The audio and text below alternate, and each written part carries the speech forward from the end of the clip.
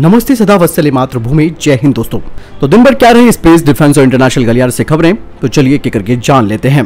दोस्तों यहाँ पे जो सबसे अहम अपडेट आ रही है वो आ रही है चाइना को लेकर। दरअसल लद्दाख में जारी तनाव के बीच चीन ने भारतीय सीमा पर अक्साई चीन से लेकर अरुणाचल प्रदेश तक बड़े पैमाने पर हवाई रक्षा के लिए तैयार किए हैं। सैटेलाइट से मिली ताजा तस्वीरों में साफ नजर आ रहा है कि भारत के साथ लगती सीमा पर ड्रैगन की मंशा ठीक नहीं है। लद्दाख से अरुणाचल प्रदेश तक चीन ने जो एयर डिफेंस नेटवर्क तैयार किया है उसमें अत्याधुनिक रडार, सतह से हवा में मार करने वाली मिसाइलें और अर्ली वार्निंग सिस्टम शामिल है। ओपन सोर्स इंटेलिजेंस एनालिस्ट डेस्ट्रा की तरफ से जारी सैटेलाइट इमेजों में साफ नजर आ रहा है कि चीन ने करीबन 35 जगहों पर भारत से मुकाबला करने की तैयारी की है। इनमें से कुछ एयर डिफेंस नेटवर्क के अड्डे पुराने हैं और कई नए भी बनाए गए हैं। चीन ने ज्यादातर नए सैन्य ठिकानों का निर्माण डोकलाम विवाद के बाद किया है। चीन ने लद्दाख सीमा, उत्तराखंड सीमा, भूटान सीमा और अरुणाचल प्रदेश सीमा पर सतह से हवा में मार करने वाली किलर मिसाइलें तैनात कर दी हैं। दोस्तों इन सैटेलाइट तस्वीरों के आधार पर विशेषज्ञ कहते हैं कि चीन ने भारत से लगती सीमा पर व्यापक और आक्रामक रवैया अख्तियार कर लिया है। उन्होंने भारतीय वायुसेना को चीन की तैयारियों को लेकर भी आगाह कर दिया है। साथ ही डिफेंस सोर्सेज कहते हैं कि चीन LAC के पास अपने एयरबेस में इंफ्रास्ट्रक्चर को बेहतर बना रहा है, अपने फाइटर्स जेट के लिए नए हैंगर्स भी बना रहा है और लाइटिंग सिस्टम को भी सुधार रहा है। चीन अपने एयरबेस में चारों तरफ से बंद हैंगर तैयार कर रहा है, जिसमें चीन अपने फाइटर एयरक्राफ्ट को सुरक्षित रख सके।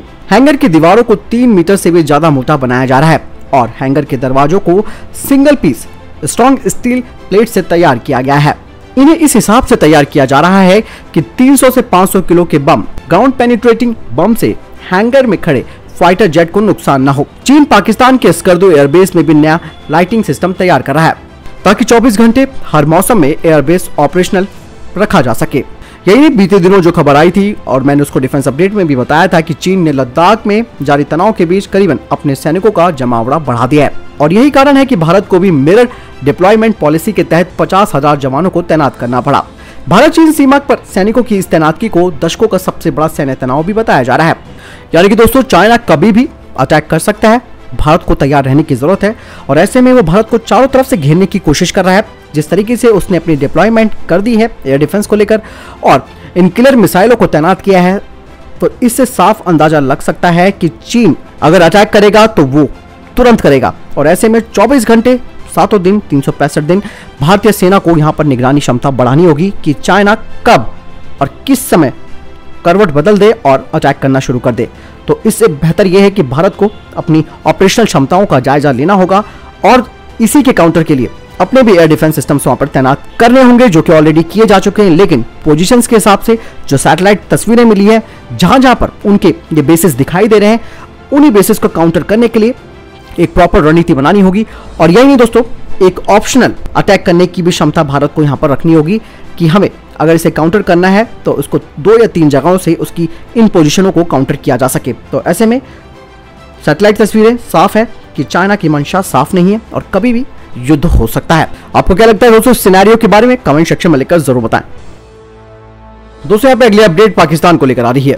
पाकिस्तानी राष्ट्रपति ने भारत पर आरोप लगाया है आतंकवाद का और ऐसे ही पाकिस्तान ने तुर्की की सेना का सहयोग मांगा है।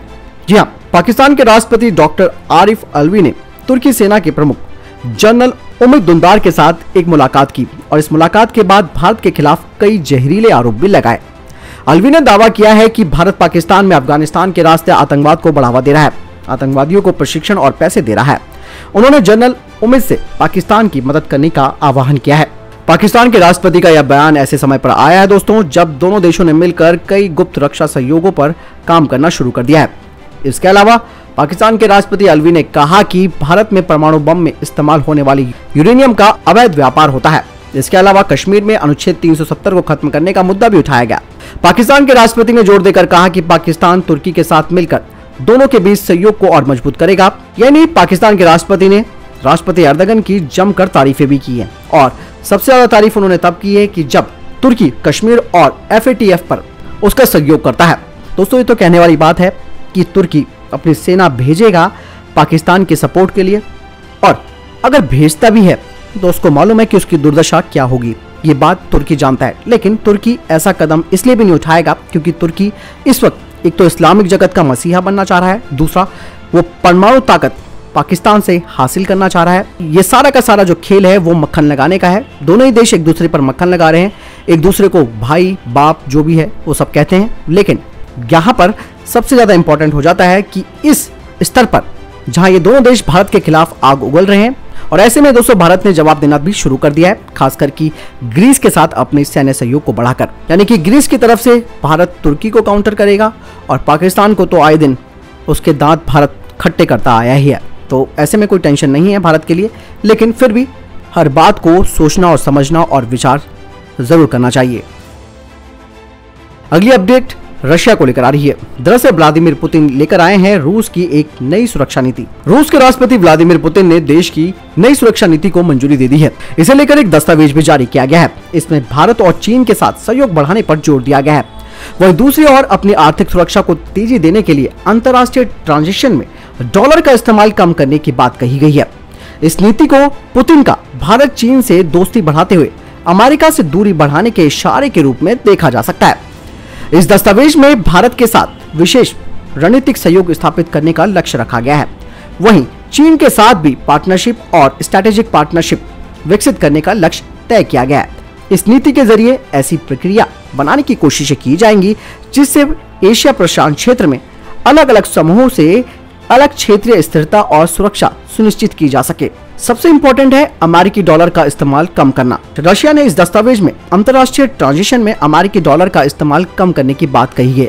इसके जरिए आर्थिक सुरक्षा को बढ़ाने की कवायद वो करेगा। इस नई नीति में कहा गया है कि रूस के सामने जो सैन्य खतरे हैं वे रूस और उसके सहयोगियों पर दबाव डालने के लिए की जा रही कोशिशों से बढ़ रहे हैं। इसमें रूस की सीमा के पास नाटो की मिलिट्री एक्सरसाइज, जासूसी गतिविधियों को बढ़ावा देने का दावा, बड़े सैन्य समूहों के साथ अभ्यास और रूस के खिलाफ परमाणु हथियार विकसित करने जैसे दावे किए गए हैं। यानी कि दोस्तों रशिया यहाँ पर बहुत बड़ा माइंड गेम खेल रहा है। इकोनॉमी उसकी पस्त है इस वक्त और ऐसे में ऑप्शन तो तलाश रहा है। तो उसने यहाँ पर एक माइंड गेम खेला है भारत और चाइना के साथ, जहां वो चाइना के साथ अपने स्ट्रैटेजिक पार्टनरशिप को और मजबूत करने के बारे में सोच रहा है, तो वहीं भारत के साथ अपने सहयोग को बढ़ाने पर वो जोर दे रहा है। तो इस तरीके से रशिया अपनी इकोनॉमी को बढ़ाने की कोशिशें कर रहा है और उसको मालूम है कि इस वक्त उस पर कई प्रतिबंध अमेरिका ने लगा रखे हैं, खासकर कि जो इंटरनेशनल मार्केट में वो हथियार नहीं बेच सकता है। तो यहाँ से रशिया को काफी नुकसान हो रहा था और ये जो नई नीति आई है उसमें डॉलर का इस्तेमाल कम से कम किए जाने की बात कही जा रही है। हालांकि तो तय वक्त बताएगा कि इस नई नीति से रूस को क्या फायदा और क्या नुकसान होगा, इसके लिए थोड़ा सा इंतजार करना होगा। वैसे आपको क्या लगता है दोस्तों इस नई नीति के बारे में? कमेंट सेक्शन में लिखकर जरूर बताएं। वही दोस्तों अगली अपडेट की बात करते हैं तो वो पाकिस्तान को लेकर आ रही है। दरअसल भारत का खौफ और चीन की चेतावनी, जिसकी वजह से इमरान खान को झुकना पड़ा है बलूचों के आगे। बलूचिस्तान की निर्दोष जनता पर कहर ढाने वाले पाकिस्तान के प्रधानमंत्री इमरान खान को अब भारत का खौफ और चीन की चेतावनी का डर सताने लगा है। पीएम इमरान खान ने इस बात का ऐलान किया है कि वो बलूचिस्तान के विद्रोहियों के साथ बात करने के लिए तैयार हैं। उन्होंने कहा है कि विद्रोही कुछ पिछली शिकायतों की वजह से पाकिस्तान सरकार से नाराज थे या फिर भारत ने उनका इस्तेमाल पाकिस्तान में आतंक फैलाने के लिए किया।